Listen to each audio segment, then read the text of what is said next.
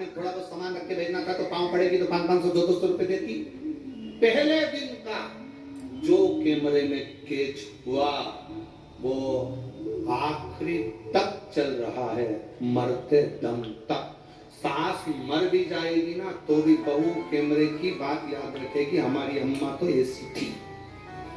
Camera catch कर रख लिया। दर्पण को, अपने मन को दर्पण जैसा बनाओ, सामने कुछ भी आए थोड़ी देर रहेगा चले जाएगा। अपने मन को दर्पण बनाओ, कोई ने कुछ बोला साफ, कोई कुछ बोला साफ, कोई कुछ कह गया साफ। आग लगे बस्ती में अपन रहो।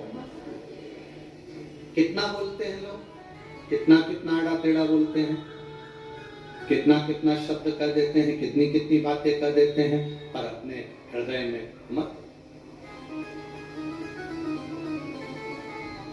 हमसे कई लोग कहते हैं उसने हमारे साथ बुरा करा ना, हे गुरुजी उसने ऐसा किया है, अब हम उसको मजा चखाएंगे।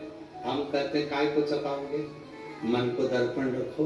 उसने बुरा करा, हो सकता है उसकी संगति में, उसके पालन में, उसके संस्कारों में कोई कमी रह गई होगी, इसलिए उसने क्रोध कर लिया, इसलिए उसने अपशब्द कह दिया, इसलिए उसने ताने दे दिए। अगर उसकी माता ने परवरिश अच्छी करी होती, संस्कार अच्छा दिया होता, तो उसके मुख से ना कभी गाली निकलती, ना अपशब्द निकलता, ना आड़ा टेढ़ा संबोधन निकलता, ना किसी के लिए अपशब्द कहे जाते।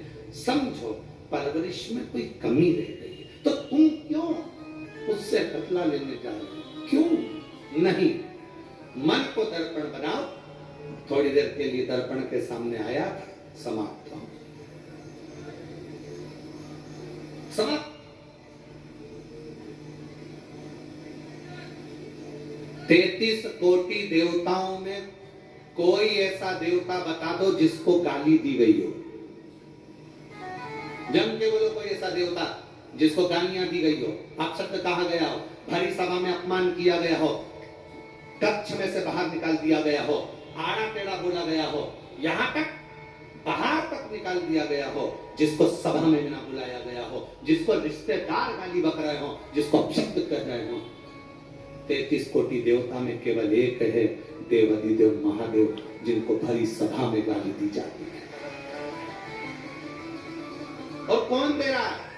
खुद का सगा रिश्तेदार ससुर गाली दे रहा है।